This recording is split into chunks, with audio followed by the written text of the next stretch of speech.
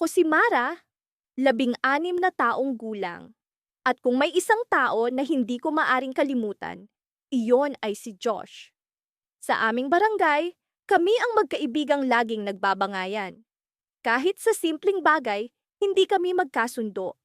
Minsan, sa harap ng sari-sari store ni Aling Nena, nag-aaway kami kung sinong may utang ng mas maraming chichirya.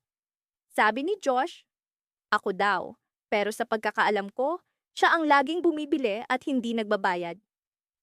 Hoy Mara, ano ka ba? Akin na nga yang sukli ko?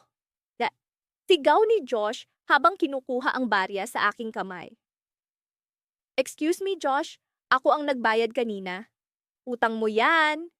Sagot ko sabay talikod upang hindi na mapansin ang kanyang pagkapikon. Ang totoo, hindi ko rin maintindihan kung bakit sa tuwing nagbabangayan kami ay parang may kakaibang kilig akong nararamdaman. Parang may kuryente sa hangin tuwing nagtatama ang aming mga mata. Pero syempre, hindi ko iyon pinapahalata. Isang araw, nagkayayaan kaming maglakad-lakad sa plaza. Kasama namin sina Liza at Mark, mga kaibigan din namin. Nagkatuwaan silang magkompetisyon ng pagtakbo sa paligid ng fountain. Syempre, hindi ako papatalo.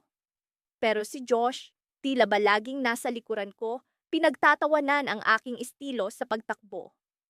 Para kang pato, Mara! Ang bagal mo! Biro ni Josh habang tumatakbo sa gilid. Eh di ikaw na ang mabilis. Hmm, sagot ko, nagpapanggap na nagagalit habang pinipilit kong sumabay sa bilis niya. Sa gitna ng aming pagtakbo, biglang bumuhos ang malakas na ulan. Wala kaming magawa kundi magtago sa ilalim ng malaking puno sa gilid ng plaza. Nagsiksikan kami, pero ako ang pinakamalapit kay Josh. Ramdam ko ang init ng kanyang katawan habang kami nagtatago sa lamig ng ulan. Umaling-awngaw ang tawa ni Mark, pero si Liza, tila ba may napansin sa amin ni Josh. Mara, parang bagay kayo ni Josh. Tignan mo, kahit sa ulan, magkasama pa rin kayo? Pulong ni Liza sa akin. Napalunok ako at hindi ko alam kung ano ang isasagot. Tama ba siya? May nararamdaman ba kami sa isa't isa na hindi namin inaamin? Habang ang ulan ay unti-unting humupa, nagdesisyon kaming maglakad pa uwi. Sa daan, tahimik si Josh na tila ba nag-iisip ng malalim. Hindi ko maiwasang magtaka kung ano ang nasa isip niya. Pagdating namin sa kanto ng bahay ko, bigla siyang huminto. Naramdaman ko ang bigat ng kanyang titig sa akin. Mara, may gusto akong sabihin sa'yo. Ani Josh, seryoso ang tono. Napatingin ako sa kanya, nagtataka kung ano ang susunod niyang sasabihin. Sa likod ng kanyang mga mata, may nakikita akong misteryo na hindi ko mawari. Ano kaya ang pinakatatago niya? Sa kabila ng aming mga bangayan, may mas malalim pa ba siyang nararamdaman?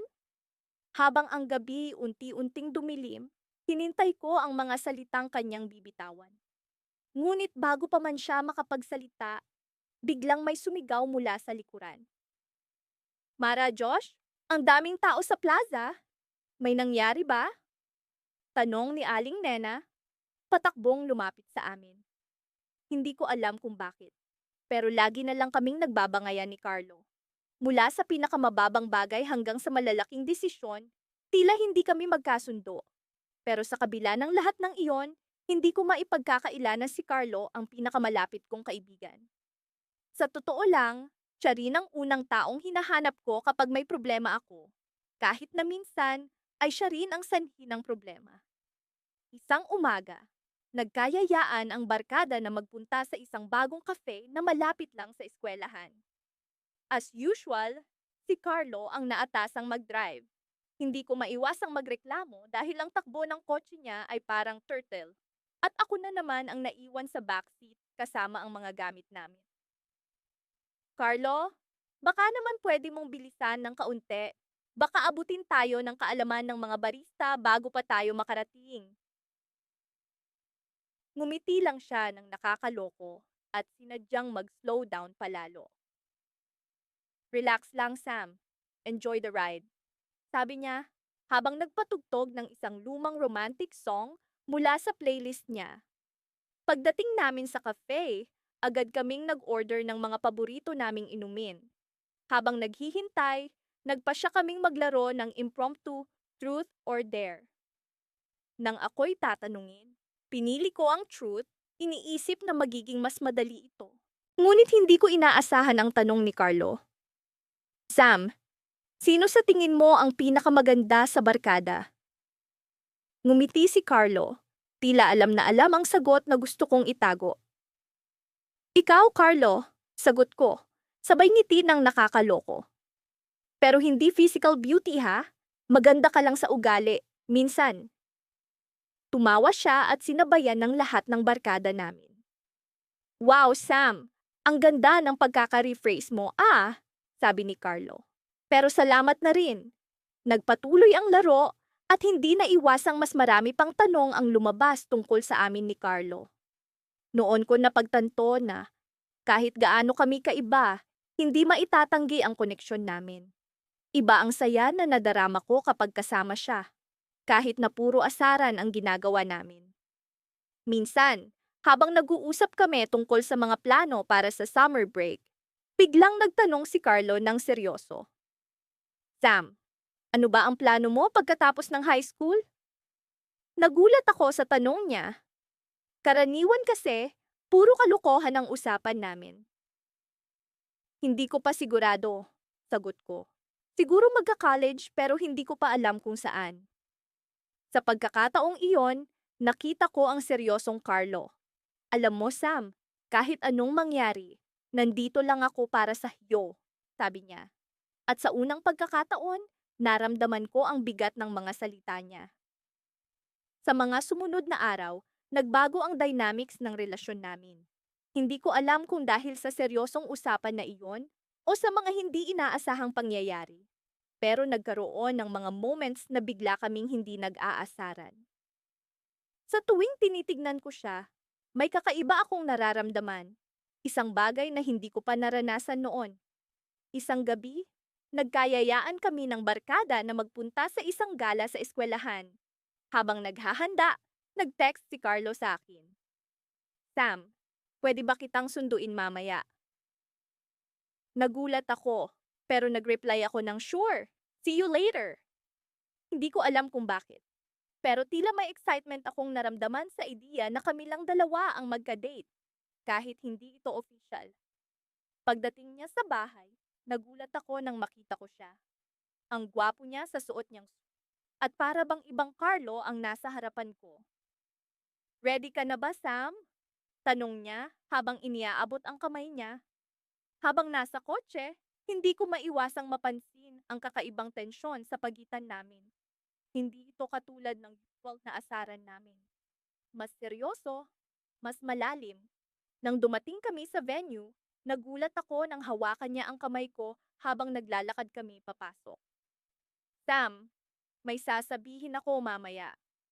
Bulong niya, tila may pag-aalinlangan. Habang nagsasayaw kami sa ilalim ng mga bituin, naramdaman kong may pagbabago sa pagitan namin. Hindi ko alam kung paano at kailan nagsimula, pero alam kong hindi na kami tulad ng dati. Si Carlo, na dating kaibigan kong laging nambibuwisit, ngayon ay naging isang tao na pinapahalagahan ko ng higit pa. Lumipas ang gabi, at sa bawat hakbang ng sayaw namin, alam kong may mahalaga siyang sasabihin. Nang biglang umalingaw-ngaw ang announcement para sa last song, nagulat ako nang magluhod si Carlo sa harapan ko, hawak ang isang maliit na kahon. Sam, simula pa lang, ikaw ang gusto kong makasama. Hindi ko alam kung paano ito nangyari, pero mahal kita. Napalunok ako, hindi alam ang isasagot. Ngunit bago pa man ako makapagsalita, biglang may nagring sa bulsa ko. Isang tawag mula sa isang hindi inaasahang tao, si Alex. Ang dati kong crush na ngayon ay nag-confess din ng nararamdaman niya. Sa sandaling iyon, alam kong nasa isang malaking cliffhanger ang buhay ko. Sino ang pipiliin ko?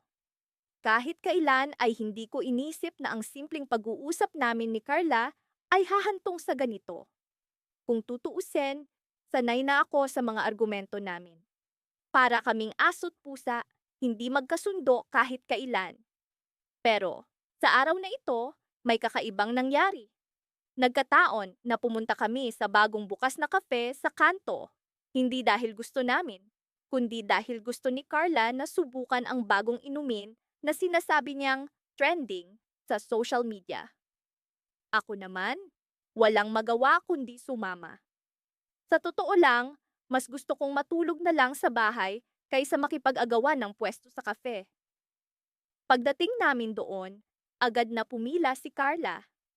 Ako naman ay naghanap ng lugar kung saan kami makakaupo. Habang naghihintay, napansin ko ang kakaibang dekorasyon ng kafe. May mga lumang picture frames, mga libro, at iba't ibang uri ng halaman. May isang sulok pa na puno ng mga sticky notes na may mga mensahe ng pag-asa, pagmamahal, at minsan kalungkutan. Nakakaaliw basahin. Maya-maya ay bumalik si Carla. May dala-dalang 2 baso ng inumin. Eto na, subukan mo. Masarap to, promise? Sabi niya nang may ngiti. Tumikim ako at sinubukan ng inumin. Hindi naman masama, sabi ko. Kahit nasa loob ko'y hindi ko talaga gusto ang lasa. Pero sa kabila ng lahat, hindi ko maipaliwanag kung bakit. Pero may kakaibang saya sa puso ko habang kasama si Carla. Siguro dahil sa pagod na sa bangayan o baka dahil sa kakaibang init ng kafe. Habang tumatagal, napansin ko ang isang maliit na grupo ng mga magkaibigan sa kabilang mesa. Tawa sila ng tawa at may isang babae sa grupo na tila namumula ang pisngi habang kinakausap ng isang lalaki. Hindi ko maalis ang tingin ko sa kanila at napansin ni Carla ang ginagawa ko. Ano bang tinitingnan mo dyan? Tanong niya sabay kibit ng balikat. Wala, napansin ko lang yung grupo. Ang saya nila, sagot ko. Parang tayo noong una, di ba? Lagi tayong nagtatalo. Pero sa dulo, magkaibigan pa rin, sabi ni Carla habang nakangiti. Ngumiti din ako. Oo nga, kahit lagi kaming nagbabangayan, sa dulo ng araw, siya pa rin ang isa sa pinakamahalaga kong kaibigan. Pero, sa pagkakataong ito, may kakaiba akong nararamdaman. Parang may gustong sabihin ng puso ko na hindi ko pa kayang aminin. Habang nag-uusap kami, biglang bumukas ang pinto ng kafe at pumasok si Mark, ang dati kong kaklase sa high school. Kasama niya ang girlfriend niyang si Anna. Agad akong nagpakilala kay Carla at nagkakwentuhan kami tungkol sa mga alaala ng high school. Hindi ko maiwasang mapansin ang tingin ni Mark kay Carla. May kakaibang kinang sa mga mata niya na tila ba may gustong ipahiwatig. Pagkaalis ni na Mark, bumalik kami ni Carla sa aming usapan. Alam mo, parang gusto kong bumalik sa high school. Ang saya noon, walang iniintindi masyado. Sabi ko habang iniisip ang mga alaala. Oo nga, pero kahit ngayon, masaya pa rin naman. Kasama kita. Sagot ni Carla na may ngiti sa labi. Sa mga sandaling iyon, tila nagkaroon ng ibang kulay ang araw ko. Hindi ko maipaliwanag. Pero parang may bumubulong sa akin na may kakaiba sa relasyon namin ni Carla. Hindi na ito basta magkaibigan lang. Pero bago ko pa man masabi sa kanya ang nararamdaman ko, biglang may pumasok na lalaki sa kafe. Kilalang kilala ko siya. Si Jake, ang matagal nang manliligaw ni Carla. Hindi ko alam kung bakit, pero biglang bumilis ang tibok ng puso ko. Nagtaka ako sa sarili ko kung bakit ganito ang nararamdaman ko. Tila may selos na kumukulo sa loob ko. Umupo si Jake sa tabi ni Carla at agad na nagkwentuhan sila. Ako naman ay tahimik lang na nakikinig sa kanila. Sa gitna ng kanilang pag-uusap, biglang tumunog ang cellphone ni Carla. May natanggap siyang tawag mula sa kanyang ina. Sandali lang, sagutin ko lang to. Sabi niya sabay tayo at lumabas ng kafe. Naiwan kaming dalawa ni Jake sa mesa. Tahimik na tahimik at tila may tensyon sa pagitan namin. Sa isang iglap, hindi ko na napigilan ang sarili ko. Alam mo, matagal ko nang gustong sabihin to. Pero hindi ko alam kung paano. Tingin ko, mahal ko na yata si Carla.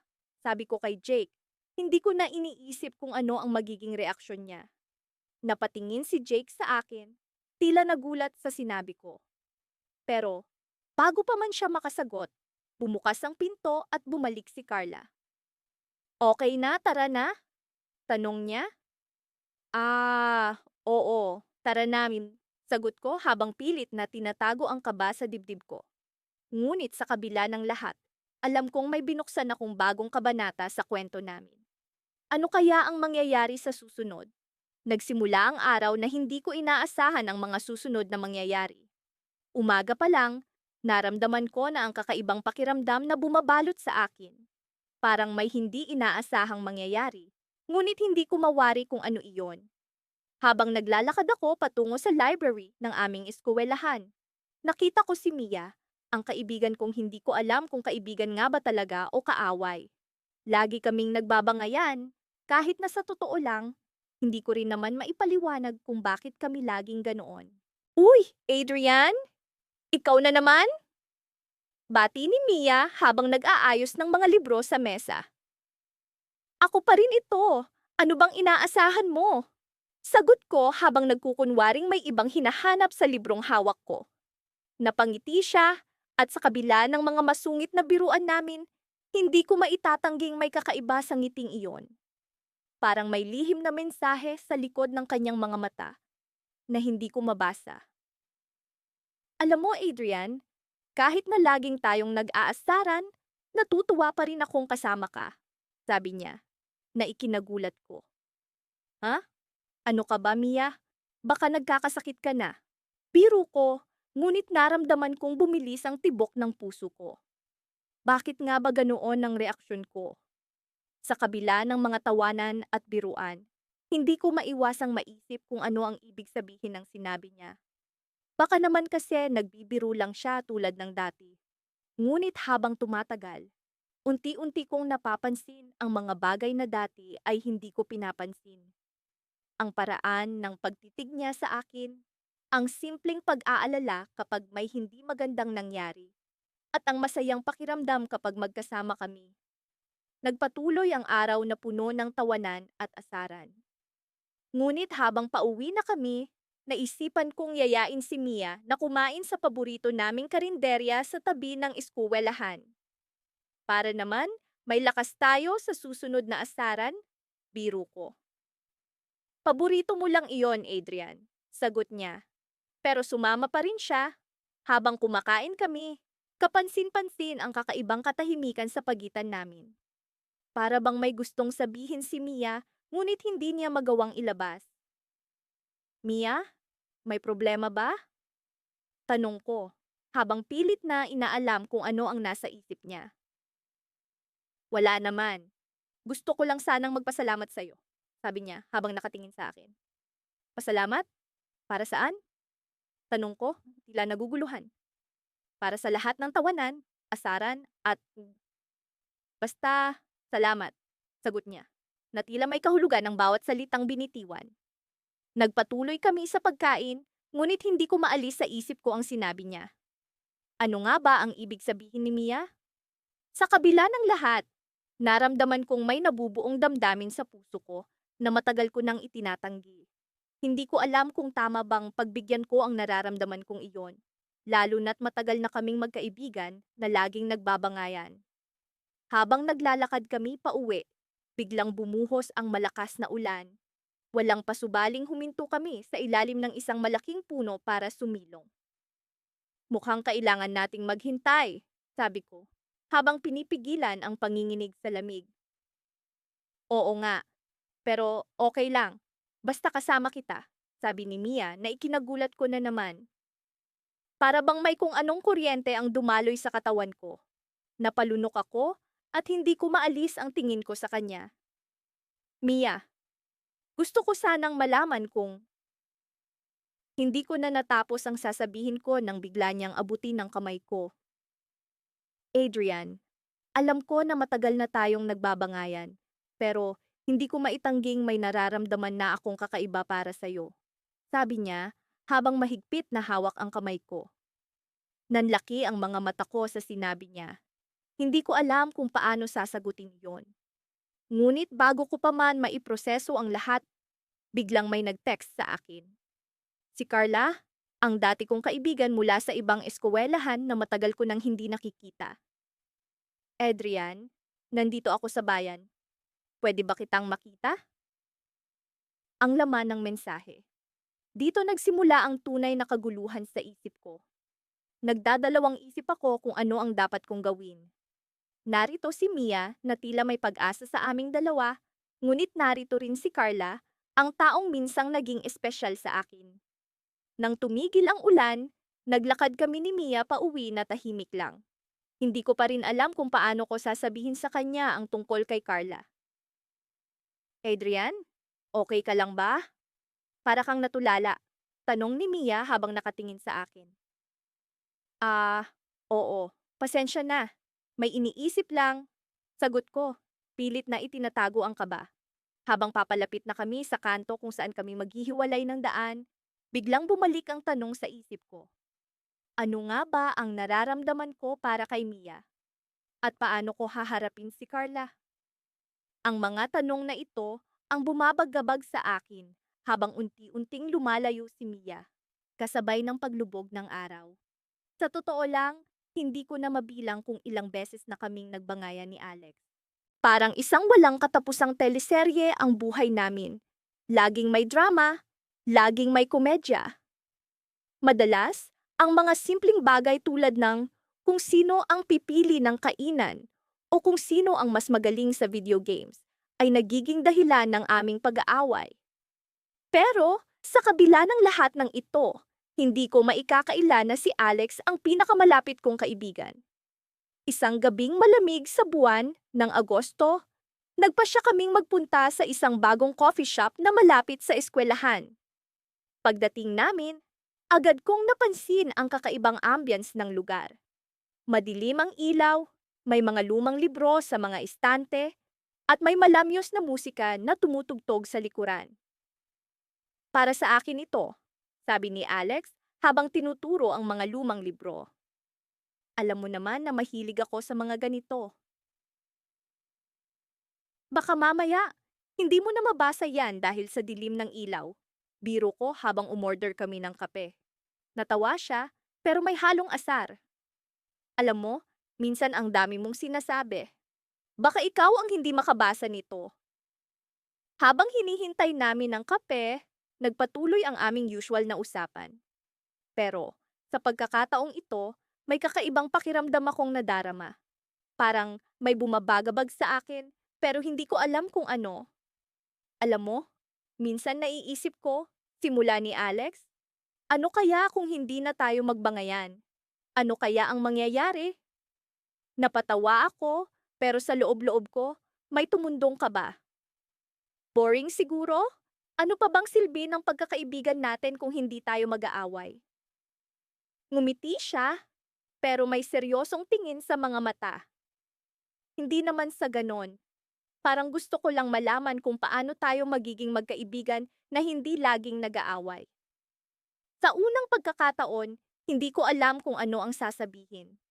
Nag-iwas ako ng tingin at kunwari abala sa pagtingin sa paligid. Anong gusto mong sabihin? Tanong ko. Pilit na tinatago ang pag-aalala. Wala lang. Minsan nararamdaman ko lang na baka pwede nating subukan ang ibang paraan ng pagkakaibigan. Pagdating ng kape, nagpasya kaming pumunta sa isang maliit na sulok ng coffee shop. Tahimik. Malayo sa ibang tao. Sa ganung lugar, biglang bumigat ang pakiramdam ko. Parang ang daming tanong na bumabalot sa isip ko. Pero wala akong lakas ng loob na itanong kay Alex. Alam mo ba kung anong araw ngayon? Biglang tanong ni Alex. Bakit? Anong meron ngayon? Balik ko. Pilit na binabalik ang usapan sa normal na tono. Anniversary natin. 1 taon na tayong magkaibigan. Nagulat ako. Hindi ko naisip na bilangin ang mga araw. Talaga? 1 taon na pala tayong nag-aaway, biro ko para maibsan ang tensyon. Ngumiti siya, pero may bakas ng lungkot. Oo, 1 taon na tayong nag-aaway. Pero sa palagay ko, oras na para baguhin natin yan. Hindi ko alam kung anong gusto niyang mangyari. Pero alam kong may malalim na kahulugan ang mga sinasabi niya. Ano bang gusto mo? Magtigil na tayo sa pagiging magkaibigan? Tanong ko, hindi sigurado sa sasabihin. Hindi naman sa ganon. Pero minsan, naiisip ko. At dito nagsimula ang twist. Biglang may sumabog na ilaw mula sa labas. At pumasok ang isang grupo ng mga tao na nag-iingay. Nagulat kami pareho, pero hindi maikakaila na may kakaibang kilig at kaba sa mga mata ni Alex. Happy anniversary! Sigaw ng mga kaibigan namin, habang hawak ang mga balloons at cake. Napagtanto ko na plano pala ni Alex ang lahat ng ito. Isang sorpresa para sa aming pagkakaibigan, pero may halong kakaibang pakiramdam. Sa gitna ng kasiyahan, biglang nagtanong si Alex. So, ano na? Tigil na ba tayo sa pag-aaway? Hindi ko alam kung anong isasagot. Pero habang nakatingin sa kanya, naramdaman ko ang kakaibang kilig na hindi ko pa nararamdaman noon. Siguro, pwede nating subukan, sagot ko. Habang nagtataka kung ano nga ba ang susunod na mangyayari sa amin. At sa gabing iyon, habang nagkakasiyahan sa harap ng maraming tao, alam kong may nabago sa pagitan namin ni Alex. Pero hindi ko alam kung paano o ano ang susunod na mangyayari. Basta alam ko lang, ang dating pagkakaibigan na puno ng pag-aaway ay unti-unting nagiging isang bagay na mas malalim, mas komplikado. Habang umiinom ng kape, napansin ko ang isang kakaibang tingin ni Alex. Parang may nais siyang sabihin, pero hindi niya magawa. Parang may lihim siya na hindi pa handang ilabas. At dito nagtatapos ang aming gabi. Pero hindi ang aming kwento. Sa kabila ng tawanan, sa kabila ng saya, alam kong may malaking pagbabago ang darating. Pero ang tanong, handa nga ba kami ni Alex sa pagbabagong iyon? Sa gabing iyon, habang pauwi, iniwan niya sa akin ang isang tanong na hindi ko matatakasan. Ano nga ba ang magiging kami? Simula ng tag-init ay tila mas umigting ang mga bangayan namin ni Karen. Kahit ano na lang ay napagdedebatehan namin. Mula sa lasa ng ice cream hanggang sa tamang paraan ng pagbalot ng lumpiang Shanghai. Sa totoo lang, hindi ko na rin matandaan kung paano nag-umpisa ang lahat ng ito. Pero parang sa bawat pagkakataon na magkasama kami, palaging mayroong maliit na bagay na nagiging sanhi ng aming pagtatalo. Isang Sabado ng hapon, nagkayayayaan ang barkada na magpunta sa tabing dagat. Mainit ang panahon at tila ito ang perpektong pagkakataon para makapagpahinga at makalimot sa init ng ulo.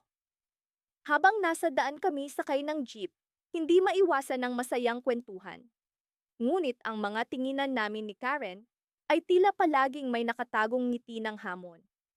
Pagdating namin sa dalampasigan, agad akong naakit sa lamig ng tubig. Tara na, Karen! Laban tayo sa paglangoy, hamon ko habang nagtatanggal ng tsinelas. Sure ka ba? Baka maunahan kita. Pagbibiro niyang sagot, sabay kindat na tila ba naguudyok ng kompetisyon. Kapwa kami mahusay lumangoy at hindi nagtagal, nagpaligsahan na kami sa pag-abot sa pantalan. Sa aming paglalangoy, hindi ko maiwasang humanga sa kanyang kakayahan. Ang bawat pag-ahon niya mula sa tubig ay tila eksena sa pelikula. Mabagal, puno ng atraksyon. Pagdating namin sa pantalan, hinihingal kaming dalawa, ngunit hindi mahirap mapansin ang mga ngiti sa aming mga mukha. Hindi ka na rin pala patatalo, ah? Sabi ko habang hinahabol ang hininga. Siyempre, hindi ko papahiyain ang sarili ko sa harap ng malaking karibal ko. Tugon niya na may kasamang tawa. Habang nagpapahinga kami sa gilid ng pantalan, napansin kong nag-iba ang ihip ng hangin. Parang may pagbabago sa pagitan namin. Hindi ko maipaliwanag, pero parang nagkaroon ng kakaibang koneksyon. Siguro dahil na rin sa mga biro, sa mga tingin na punong-puno ng kahulugan, o sa hindi maipaliwanag na damdamin na unti-unting bumabalot sa akin. Alam mo, kahit palagi tayong nagtatalo, masaya akong nandyan ka. Biglang sabi ni Karen na ikinagulat ko. Hindi ko alam kung paano ko tutugunan iyon. Sa mga oras na iyon, tila nawala ang lahat ng ingay sa paligid. Ang tanging naririnig ko na lang ay ang tibok ng puso ko. Bakit parang seryoso ka ngayon? Biro ko, tinatago ang pagkalito sa nararamdaman. Hindi ka ba masaya na lagi tayong may issue? Hindi naman sa ganun, sagot niya. Sabay tingin sa malayo. Minsan kasi, sa lahat ng asaran, mas nakikilala kita at natutunan kong tanggapin ka kahit pa lagi tayong magkaiba ng opinyon. Hindi ko alam kung paano ko sasabihin na ganoon din ang nararamdaman ko. Na kahit sa mga pagtatalo namin, unti-unti kong napagtanto na mahalaga siya sa akin. Ngunit bago ko pa man, mabuksan ang bibig ko. Biglang may dumating na alon na halos ikatumba namin. Nagkatawanan na lang kami at tila nabura ang seryosong usapan. Ngunit habang pabalik kami sa Pampang, hindi ko maiwasang isipin ang sinabi niya. Ano nga bang meron sa amin? Bakit ganito ang nararamdaman ko? Habang binabaybay namin ang buhanginan, tila may bumabalot na kaba sa akin. Pagdating namin sa grupo, nagpatuloy ang kasiyahan. Ngunit hindi ko maialis sa isip ko ang mga nangyari sa pantalan. Laging bumabalik ang mga mata ni Karen na tila may sinasabi. May gustong iparating. Nang maghapunan na at nagtipon-tipon kami sa paligid ng bonfire, biglang nagkaroon ng laro ng Truth or Dare. Nagkataon na ako ang napili ni Mark para tanungin. Truth or Dare, bro? Tanong niya na may halong pilyo. Truth, sagot ko. Na parang automatic na lang. Hindi ko alam kung bakit iyon ang napili ko, pero parang may hinahanap akong sagot sa sarili ko. May gusto ka ba sa isa sa mga kaibigan natin dito? Tanong ni Mark, na nagbigay ng malakas na tawa mula sa grupo. Biglang uminit ang paligid, o baka ako lang iyon. Napatingin ako kay Karen na nakaupo sa harapan ko. Nagtama ang aming mga mata at tila may nag-aapoy na damdamin sa pagitan namin. Alam kong ito na ang pagkakataon para sabihin ang totoo, pero tila hindi ko kayang bigkasin ang mga salita. Tingnan natin, sabi ko na pilit na nangumingiti. Pero alam kong hindi ito ang tamang oras. Wala pa, pero sino ang nakakaalam? Tumawa ang lahat, ngunit alam kong may tinatago akong lihim na kailangang ilabas. Ngunit hindi ko akalaing sa gabing iyon, may isang revelasyon na magpapabago sa lahat ng iniisip ko. Bago matapos ang gabi, lumapit si Karen sa akin. Kailangan natin mag-usap. Sabi niya na may seryosong tono. Hindi ko alam kung ano ang sasabihin niya. Ngunit sa mga oras na iyon, alam kong may malaking pagbabago na mangyayari. Sa isang iglap, ang lahat ng aming bangayan ay tila nagkaroon ng bagong kahulugan. At alam kong hindi na magiging katulad ng dati ang lahat. At doon ko napagtanto na sa likod ng lahat ng asaran at tampuhan, may namumuong damdamin na hindi ko na kayang itago pa. Ngunit handa ba akong harapin ito? Iyon ang tanong na nag-iwan ng misteryo sa gabing iyon. Sa totoo lang, hindi ko alam kung paano kami nagiging kaibigan ni Anton. Simula pa lang ng high school, palagi kaming nagbabangayan. Para bang hindi kumpleto ang araw ko kung hindi ko siya napipikon. Pero, sa kabila ng lahat ng pagtatalo, hindi ko maipagkakailang siya ang unang taong hinahanap ko sa tuwing may bagong chismis. O kahit simpleng kwento lang na gusto kong ibahagi. Ngayon, nasa huling taon na kami ng high school at tila naging mas malalim ang mga tampuhan. Mas madalas ang mga sitwasyong nagkakainisan kami dahil sa mga bagay na pareho naming gustong makuha o dahil sa hindi pagkakaintindihan sa mga plano.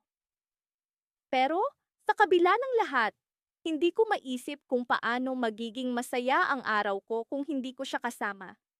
Nagsimula ang araw na ito sa isang karaniwang pagtatalo. Bakit ba hindi mo sinasabi agad na hindi ka makakasama sa group project? Tanong ko habang binabalik ang libro sa bag ko.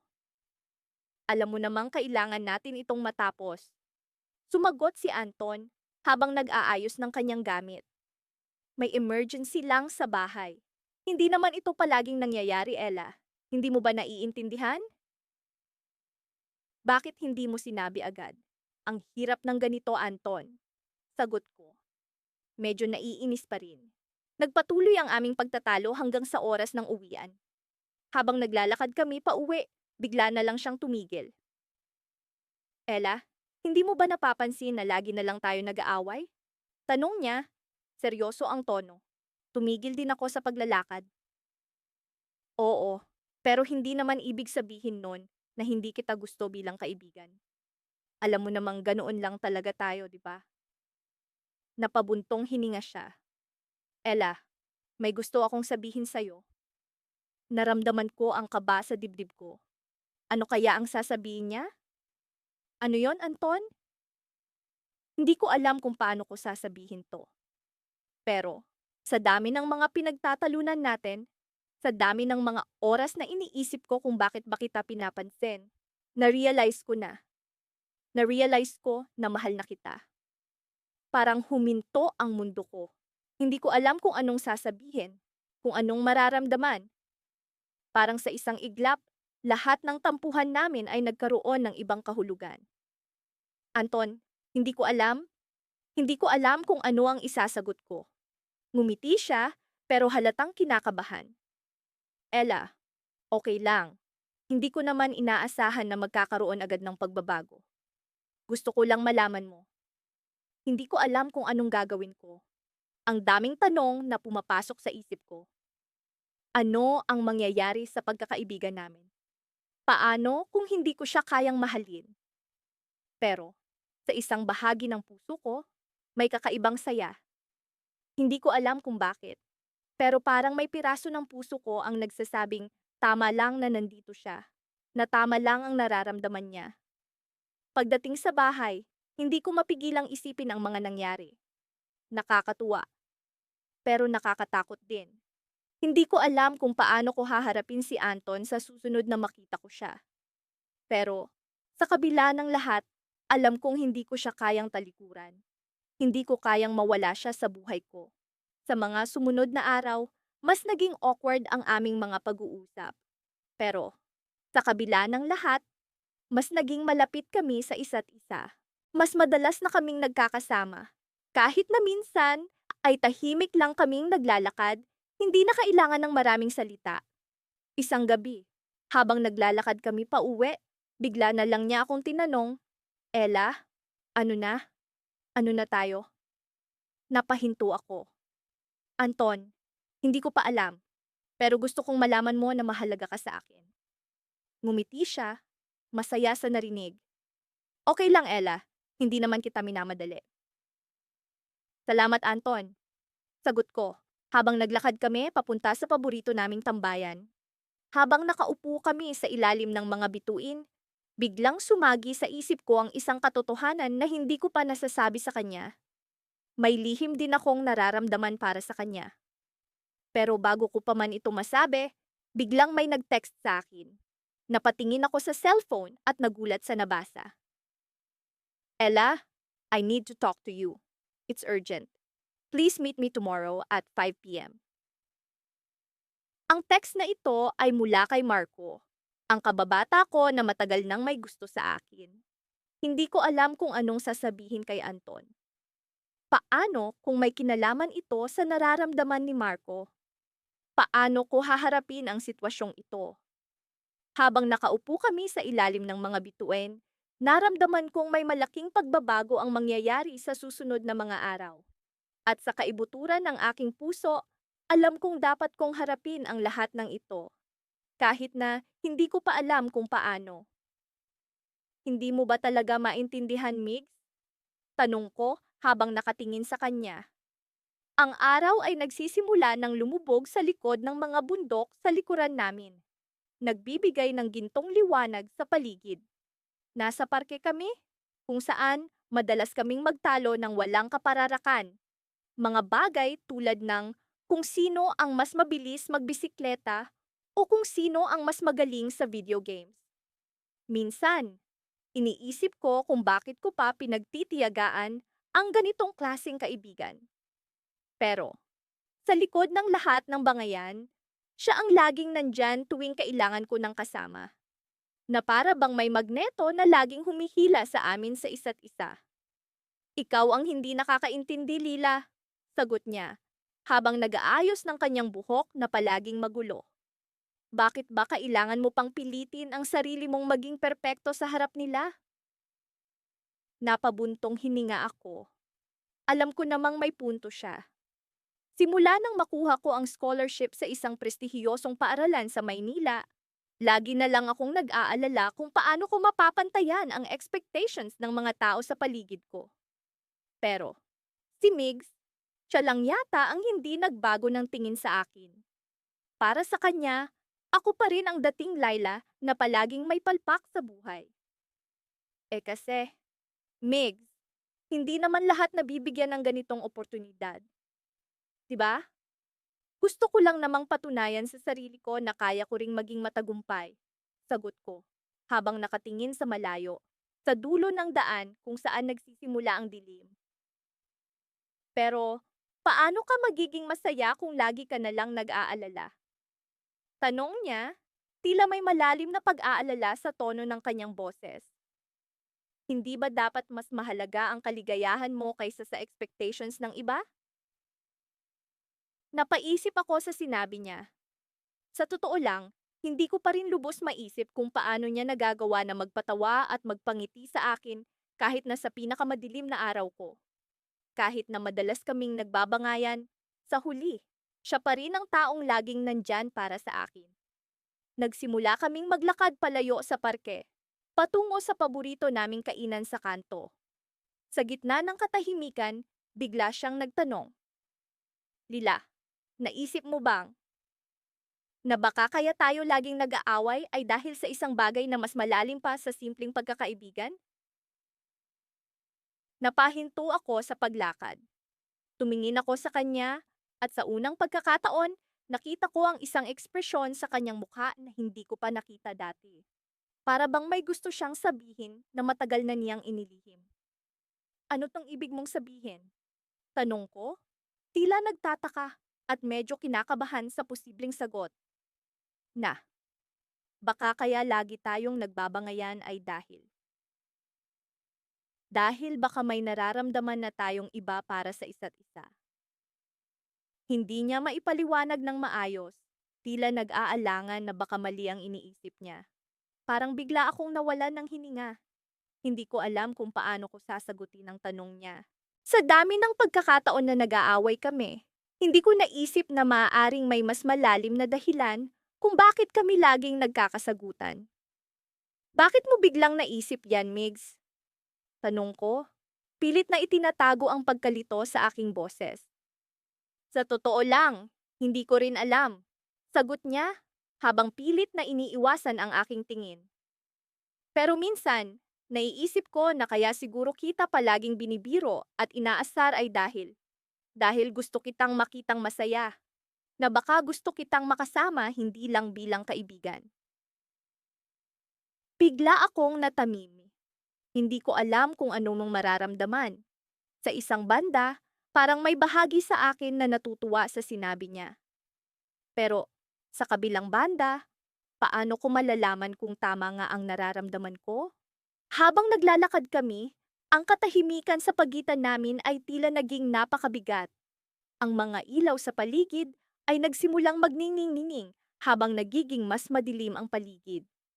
At sa huli, sa dulo ng daan, narating namin ang kainan. Migs, kailangan ko munang pag-isipan to, okay? Sabi ko, habang pilit na pinapakalma ang sarili. Hindi ko rin kasi alam kung ano na nang nararamdaman ko. Tumango siya at sa kabila ng lahat nagawa pa rin niyang ngumiti. Okay lang yan, Lila. Hindi naman natin kailangang madaliin to. Sa kainan, habang naghihintay ng order namin, ang bigat ng sinabi niya ay hindi maalis sa isip ko. Sa kabila ng lahat ng bangayan, sa kabila ng lahat ng tawanan, paano nga ba kung ang nararamdaman namin ay higit pa sa pagkakaibigan? Habang iniisip ko ito, bigla kong napansin ang isang pamilyar na mukha sa labas ng kainan. Parang kilala ko siya, ngunit hindi ko mawari kung saan ko siya nakita. Lumapit siya sa amin, at sa isang iglap, lahat ng iniisip ko ay nawala. Migs, Lila, matagal na akong naghahanap sa inyo, sabi ng lalaki. May sasabihin ako sa inyo na hindi ninyo inaasahan. Napatingin kami ni Migs sa isa't isa, puno ng pagtataka. Ano kaya ang sasabihin ng lalaking ito? Ang buhay namin ay tila nagsisimulang magkaroon ng bagong twist at hindi ko alam kung handa ba kami sa susunod na mangyayari. Hindi ko akalain na darating ang araw na ito. Ang araw na magbabago ang lahat sa pagitan namin ni Max. Sa totoo lang, parang kahapon lang nang magkasama kaming nagbabangayan sa maliit na tindahan ni Mang Berting habang nag-aagawan sa huling piraso ng mamon. Parang kahapon lang din nang magdebat kami kung sino ang mas magaling sa basketball, si Lebron o si Curry, na nauwi sa halos 3 oras na walang tigil na argumento. Pero, ang araw na ito, ibang-iba. Nagsimula ang lahat ng magdesisyon kaming mag-outing kasama ang barkada sa isang resort sa labas ng bayan. Siguro, para makapag-unwind sa dami ng stress sa school. O baka, para lang sa simpleng katuwaan. Wala kaming ibang plano kundi mag-enjoy. Ngunit sa hindi inaasahang pagkakataon, kami lang ni Max ang nakarating sa meeting place. Ang iba, kinansela dahil sa biglaang lakad ng pamilya o hindi inaasahang gawain sa bahay. Parang tayo lang ata ang makakapunta? Tanong ni Max habang nakapamewang at nakakunot ang noo. Sabi ko na nga ba, hindi natin maaasahan ang mga iyan, sagot ko.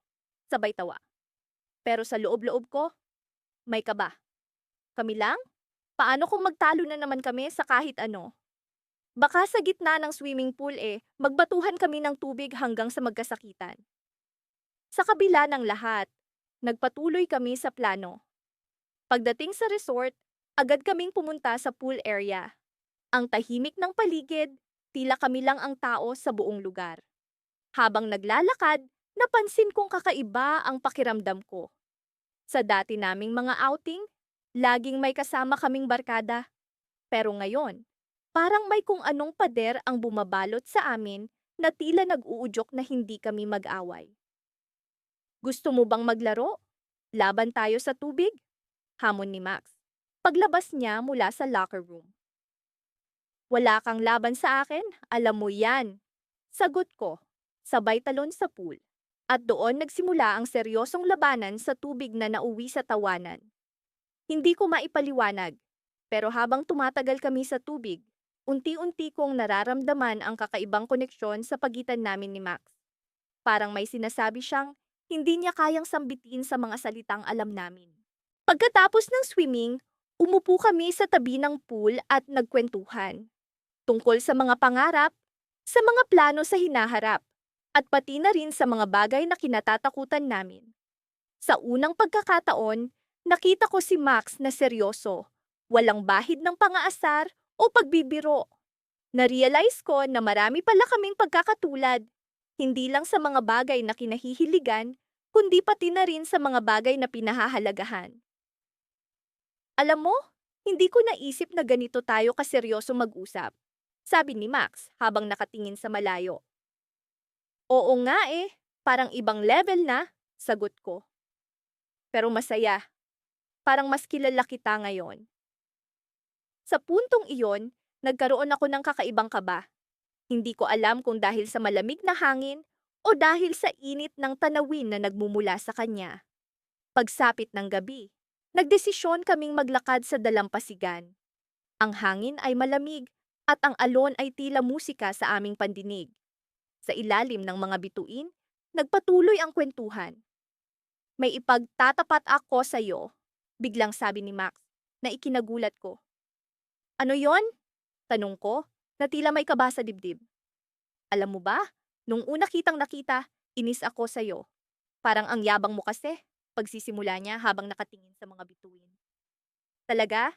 Ikaw naman ang unang nangaasar sa akin, di ba? Tanong ko, na may halong biro. Pero habang tumatagal, unti-unti kong na-realize na hindi lang pala basta inis ang nararamdaman ko. Mahirap ipaliwanag, pero parang may kulang kapag hindi kita kasama patuloy niya. At doon, sa ilalim ng mga bituin, nagkaroon ako ng realisasyon na matagal ko nang iniiwasan. Ang pagkakaibigan namin ay unti-unting nagiging mas malalim pa sa inaasahan ko. Max, ako rin eh. Parang may kakaiba. Hindi ko alam kung paano, pero nararamdaman ko yan. Tugon ko, habang nakatingin sa kanyang mga mata. Ngunit bago pa man ako makapagsalita muli, biglang may dumaan na anino sa likuran namin. Isang pamilyar na boses ang narinig ko.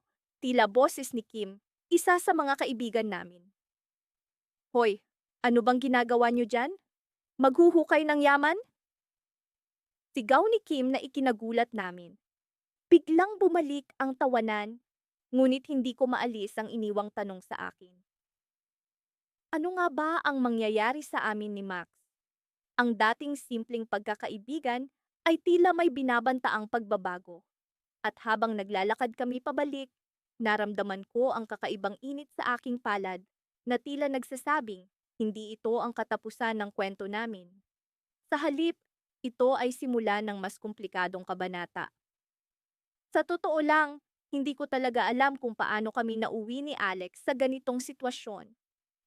Isang taon na ang lumipas mula nang una kaming magkakilala sa kolehiyo at simula noon, hindi na kami tumigil sa pagbabangayan. Para kaming apoy at tubig. Kapag nagkasama, laging may nagbabaga. Pero sa kabila ng lahat ng iyon, nandito kami ngayon, magkatabi sa ilalim ng mga bituin, sa gitna ng isang tahimik na gabi. Alam mo, sabi ni Alex, habang nakatingala kami sa kalangitan, hindi ko inakala na masarap palang makipagtalo sa iyo. Napangiti ako habang pilit na itinatago ang kilig na unti-unting umaalon sa aking dibdib. Bakit, Alex? Dahil ba sa lagi kang natatalo? Uy, hindi naman ako laging natatalo, sagot niya sabay tawa. Pero seryoso, nakakamanghalang kasi na kahit gaano tayo ka-opposite, parang may koneksyon pa rin tayo. Hindi ko alam kung ano ang isasagot, kaya tumahimik na lang ako. Sa dami ng argumentong pinasok namin, sa dami ng araw na halos mabaliw kami sa inis sa isa't isa, hindi ko rin maipaliwanag kung bakit sa bawat bangayan namin. Parang may gumuguhit na kakaibang kuryente sa pagitan namin. Minsan, naiisip ko, patuloy ni Alex, paano kung hindi tayo laging nag-aaway? Paano kaya kung nagkasundo tayo mula pa noon? Napatingin ako sa kanya, nagtataka sa kung saan patungo ang usapan. Hindi ko naisip na darating kami sa puntong ito. Sa punto kung saan kailangan naming harapin ang hindi na maitatagong damdamin. Siguro, sagot ko ng dahan-dahan. Mas boring ang buhay natin. Tumawa siya, isang tunog na parating nagpapaalala sa akin ng mga masasayang alaala. Oo nga no. Pero aaminin ko, may mga pagkakataong gusto ko ring malaman kung anong magiging kahulugan natin sa isa't isa kung hindi tayo magkaaway. Habang naglalakad kami pauwi, hindi ko maiwasang isipin ang sinabi ni Alex. Sa bawat hakbang, parang may bumubulong sa akin na ito na ang tamang pagkakataon para sabihin ang totoo. Pero, paano kung mali ang pagkakaintindi ko? Paano kung para sa kanya, laro lang ang lahat ng ito? Hanggang sa naramdaman ko na lang ang kamay niya na humawak sa akin. Mahigpit, at tila may sinasabing hindi kayang bigkasin ng mga salita. Tumigil kami sa harap ng bahay ko. Salamat sa pagsama sa akin ngayong gabi. Sabi ko, pilit na itinatago ang kaba sa aking boses. Masaya naman palang hindi tayo nag-away kahit isang beses. Oo nga no, sabi niya habang nakangiti. Baka pwede natin ulitin to minsan. Napatitig ako sa kanya sa mga matang puno ng mga tanong na tila naghihintay ng sagot. At sa sandaling iyon, naisip kong oras na para ipaglaban ang nararamdaman ko kahit takot akong malaman ang magiging resulta. Alex, sabi ko, boses na umaalog sa kaba. Alam kong lagi tayong nag-aaway pero naisip mo na bang baka kaya tayo nag-aaway kasi biglang may dumaan na sasakyan at sa lakas ng ingay nito, hindi ko na ituloy ang sasabihin ko. Para akong nawala ng lakas At si Alex, tila nabitin din sa inaasahan niyang marinig mula sa akin. Baka kasi ano? Tanong niya, matapos humupa ang ingay. Pero bago ko pa man masagot iyon, biglang nagring ang cellphone ko. Si Mom. Kailangan daw akong umuwi agad dahil may nangyari kay Dad. Sa gitna ng pag-aalala at kaba, wala akong nagawa kundi ang magpaalam kay Alex at magmadaling pumasok sa loob. Habang papasok ako sa bahay, nararamdaman ko pa rin ang pagkabigo sa hindi natapos na pag-uusap. Pero higit sa lahat, ang takot at pag-aalala para kay Dad ang pumuno sa akin. Pumasok ako sa kwarto nila at nakita ko si Mom na nakaupo sa tabi ni Dad na nakahiga at mukhang nahihirapan. Ano pang nangyari? Tanong ko habang lumalapit. Huwag kang mag-alala, sabi ni Mom. Pilit na pinapakalma ang sarili. Nagkaroon lang ng mild heart attack si Dad. Dadalhin natin siya sa ospital. Habang nagmamadali kaming maghanda, hindi ko maiwasang isipin ang susunod na mangyayari. Hindi lang tungkol kay Dad, kundi pati na rin sa pagitan namin ni Alex. At kung paano ko sasabihin sa kanya ang mga bagay na hindi ko pa nasasabi. Sa gitna ng lahat ng ito, isa lang ang malinaw sa akin. Kailangan kong malaman kung ano talaga ang nilalaman ng puso ko at kung ano talaga ang nararamdaman ni Alex para sa akin. At sa pag-ikot ng gulong ng aming mga buhay, sino ang makapagsasabing saan kami dadalhin nito? Sa kabila ng lahat ng pag-aaway, ng mga hindi pagkakaintindihan, at ng mga pagkakataong hindi namin masabi ang nararamdaman, alam kong may isang bagay na hindi maikakaila. May pag-asa pa rin sa pagitan namin. Sa gitna ng lahat ng ito, isang bagay ang naglaro sa isip ko. Paano kung ang pag-ibig pala ay nagsisimula sa mga hindi natin inaasahang pagkakataon? At paano kung ang susunod na kabanata ng buhay namin ay magdadala ng mga sagot sa mga tanong na matagal na naming iniwasang harapin?